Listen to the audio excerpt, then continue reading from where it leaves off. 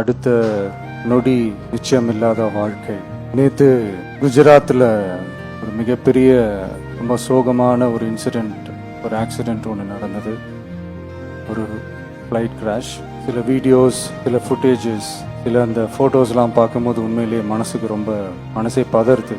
அடுத்த நொடி நிச்சயமில்லாத வாழ்க்கை. ஸோ இறந்தவங்க எல்லாருக்காகவும் ஒரு 2 நிமிடம் மௌன அஞ்சலி செலுத்தணும்னு நான் கேட்டுக்கிறேன். ப்ளீஸ்.